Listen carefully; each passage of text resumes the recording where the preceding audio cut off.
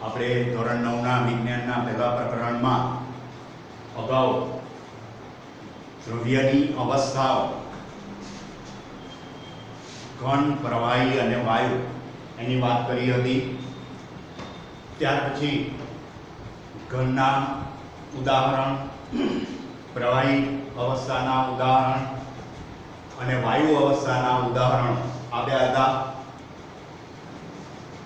છેલ્લા જે આપણા લેક્ચરની અંદર આટલે સુધી વાત કરી હતી। હવે આ જે ત્રણેય અવસ્થાઓ છે એ કેમ ઉદ્ભવી એના વિશે પણ અગાઉ વાત કરી દીધી છે।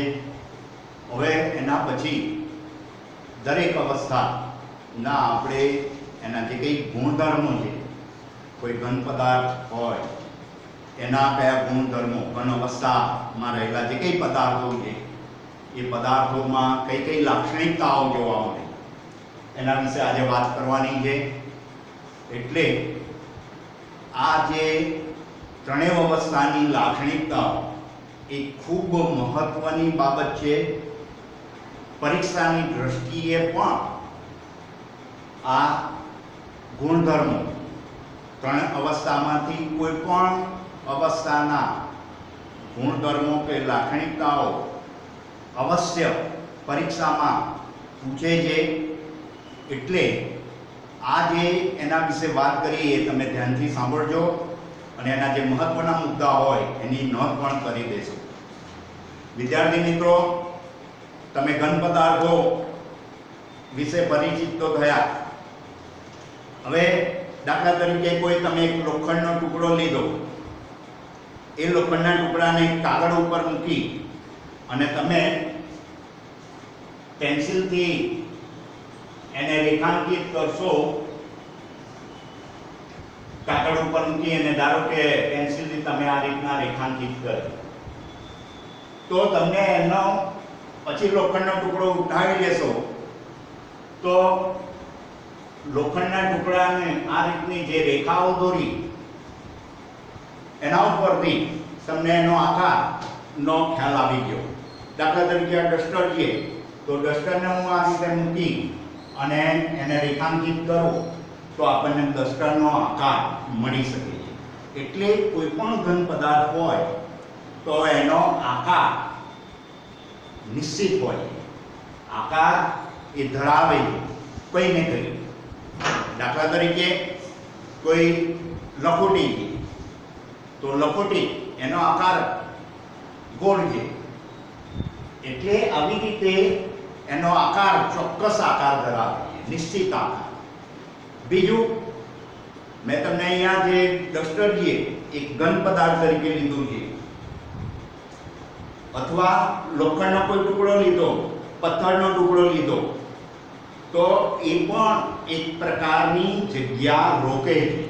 આ ડસ્ટર પણ અવકાશમાં જગ્યા રોકે છે।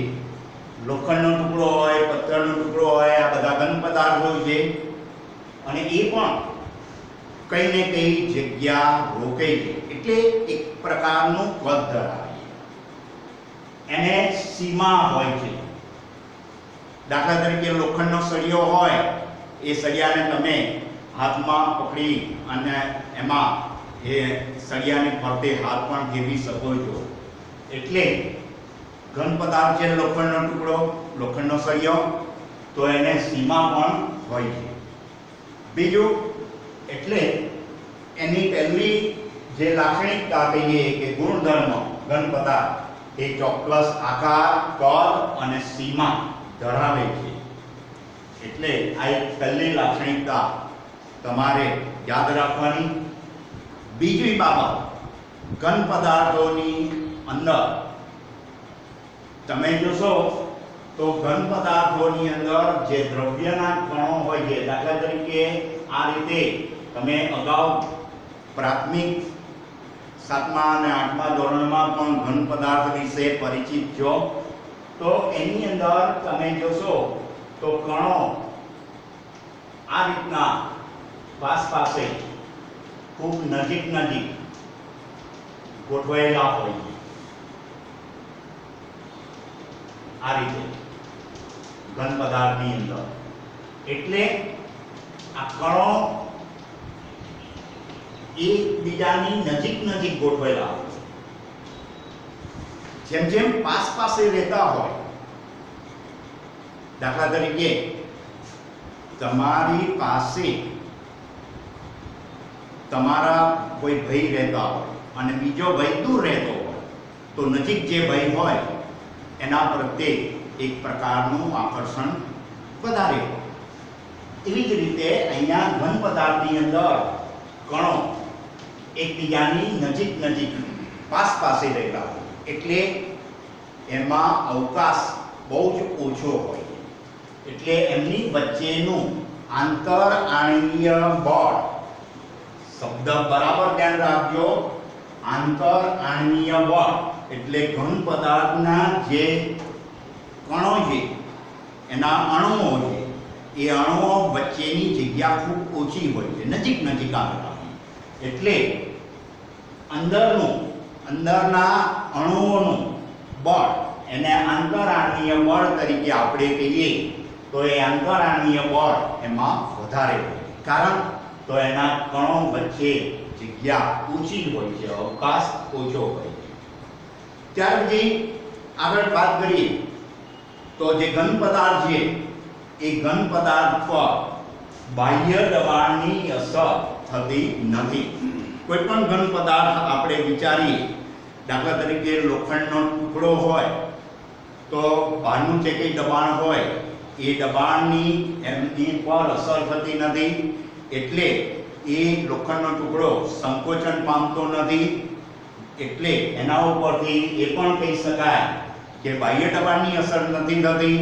એટલે તે અદબનીય, લોખંડનો ટુકડો એ કેવો કહીએ કે આપણે અદબનીય હોય. બીજું, ઘન પદાર્થ પર બાહ્ય દબાણની અસર થતી નથી, એના માટે મેં તમને લોખંડની વાત કરી. ત્યાર પછી તરલ હોતા નથી. એટલે ઘન પદાર્થ તમે અહીંયા મૂક્યો તો જે જગ્યાએ મૂક્યો ત્યાંનું ત્યાં રહેશે, એ વહન પામશે નહીં. એક જગ્યાએથી બીજી જગ્યાએ એનું વહન થતું નથી, આપોઆપ આપમેળે એની જાતે. એટલે ઘન પદાર્થ એ વહી શકતો નથી. એટલે ઘન પદાર્થ એ તરલ હોતો નથી. પથ્થરના ટુકડા તમે મૂક્યા પછી આપોઆપ એ વહન પામે છે? નથી વહન પામી શકતા. એટલે વહન ન પામી શકે એને આપણે શું કહીએ? જે તરલ. વહન પામી શકતા હોય તો તરલ છે, વહન પામી શકતા નથી એટલે તરલ હોતા નથી. બીજું, બાહ્ય બળની એના ઉપર બાહ્ય બળ લગાડીએ કોઈ ઘન પદાર્થ ઉપર. દાખલા તરીકે આ ચોક છે તો એ ચોક ઉપર બાહ્ય બળ લગાડી તો એ ચોક શું થશે? તૂટી શકશે. બરાબર? એટલે તૂટી શકશે. બીજું, એનો આકાર બદલવો હોય તો એ આકાર બદલવો મુશ્કેલ છે. હવે ધારો કે તમે તમારા હાથની અંદર ખાંડના થોડા કણ પટેક લીધા, ખાંડ લીધી. એ ખાંડનો આકાર તમારી હથેળીમાં જેવો છે અને બરણીમાં એ ખાંડ હોય તો એ બરણીમાં જેવો આકાર છે એવો જ તમારી હથેળીમાં એ ખાંડનો આકાર હોય. એવું મીઠામાં પણ. એટલે ઘન પદાર્થનો આકાર આપણે બદલી શકતા નથી. હવે તમને એવું થાય કે રબર બેન્ડ હોય તો રબર બેન્ડને તમે એના ઉપર બળ લગાડો તો શું થાય? બળ લગાડો તો એ ખેંચાશે, થોડોક આકાર બદલાશે, પણ એ બળ ગુમાવે એટલે પાછી પોતાની મૂળ સ્થિતિમાં આવી જાય. રબર બેન્ડને આમ ખેંચો છો પછી એ પાછી પોતાની મૂળ સ્થિતિમાં આવી જાય. હા, એના ઉપર વધારે બળ લગાડીએ તો એ રબર બેન્ડ તૂટી શકે છે. બરાબર? એટલે આ બાહ્ય બળ લગાડવાથી એ ઘન પદાર્થ તૂટી શકે છે. બરાબર? પરંતુ એના આકારમાં ફેરફાર કરવો મુશ્કેલ હોય છે. ત્યાર પછી તમે વાદળી સ્પંજ જોઈ છે તો એ સ્પંજ એની અંદર છિદ્રો આવેલા હોય. તો તમે વાદળી ઉપર દબાણ લગાડશો, એને બળ લગાડશો તો શું થશે?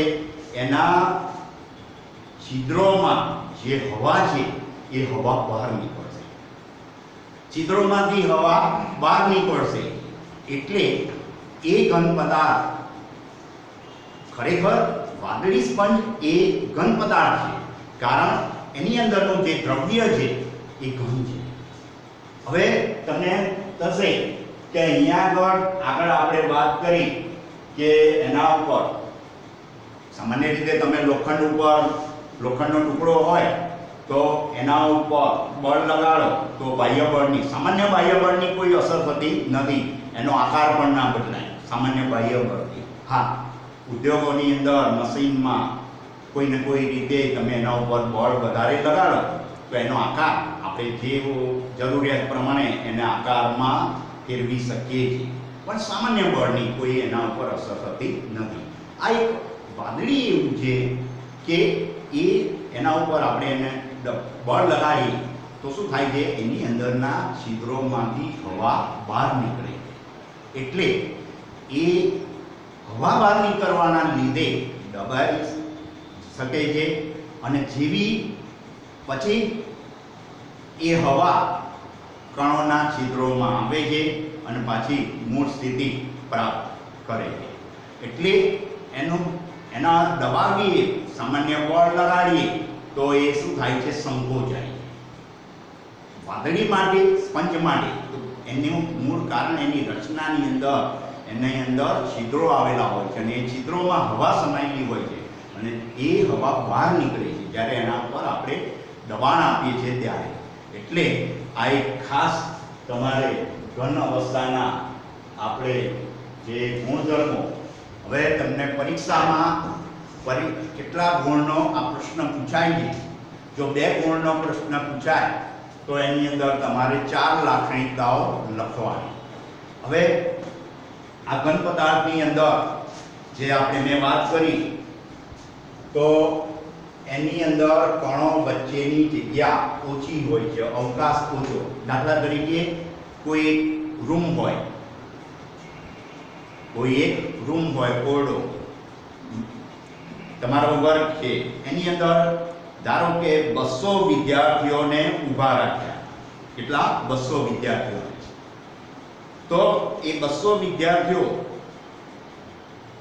તો એમનું કહીએ કે તમે એક જગ્યાએથી બીજી જગ્યાએ વહન પામવું હોય તો પામી શકો.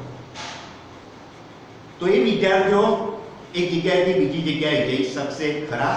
જશે, થોડી જગ્યા હશે તો. પણ એટલે કહેવાનો શું છે કે ઘન પદાર્થની અંદર બાકીના જે, હવે પછી આપણે પ્રવાહી, વાયુ એવા પદાર્થોની લાક્ષણિકતાઓ જોઈશું. તો ઘન પદાર્થની અંદર એમાં પ્રસરણનો દર બાકીના આ પ્રવાહીના કરતા કેવો હોય છે? ઓછો. કારણ એની અંદર એ પ્રસરણનો દર ઓછો હોવાનું કારણ કે એ ઘન પદાર્થ જે હોય છે એ ઘન પદાર્થમાં કણો વચ્ચેની જગ્યા ઓછી હોય છે, એથી ઘન પદાર્થમાં પ્રસરણ દર ઓછો હોય. એટલે કારણ તરીકે પણ તમને પ્રશ્ન પૂછી શકે કે ઘન પદાર્થનો પ્રસરણ દર વાયુ પ્રવાહીની સાપેક્ષમાં અથવા વાયુની સાપેક્ષમાં ઓછો છે. તો એની પાછળનું મૂળ કારણ એના કણો વચ્ચેનો અવકાશ ઓછો હોવાને કારણે. આંતરાણીય બળ વધારે હોય છે એવું પણ કારણ તરીકે પૂછી શકે આના ઉપરથી. તો આંતરાણીય બળ વધારે હોવાનું કારણ તો એના કણો વચ્ચેની જગ્યા ઓછી હોવાને કારણે. એટલે વિદ્યાર્થી મિત્રો, આ રીતે આ બધી લાક્ષણિકતાઓ ફરીથી તમને યાદ અપાવી દઉં. ઘન પદાર્થનો આકાર, કદ અને સીમા ચોક્કસ હોય છે, નિશ્ચિત હોય છે. મેં તમને કહ્યું ખાંડનો આકાર તમે બરણીમાં ભરી હોય કે તમારી હથેળીમાં હોય તો એ ખાંડના સ્ફટિકનો આકાર જેવો હથેળીમાં હશે એવો જ બરણીમાં જોવા મળશે. એટલે હા, પાછું તમને એમ થાય કે રબર બેન્ડનો આકાર બદલાઈ શકે, પણ એ ક્યારે? એના ઉપર આપણે બળ વધારે પડતું લગાડીએ ત્યારે. બીજી આની અંતરાણીય બળ વધારે હોય છે, કણો વચ્ચેનો અવકાશ ઓછો હોય છે, બાહ્ય બળની કોઈ અસર થતી નથી, તરલ હોતા નથી એટલે કે વહન પામી શકતા નથી. બાહ્ય બળ લગાડતા ઘન પદાર્થ તૂટી શકે છે, પરંતુ એનો આકારમાં ફેરફાર કરવો મુશ્કેલ પડે છે. તો આ રીતે આપણે આ લાક્ષણિકતાઓ યાદ રાખવાની છે. Thank you.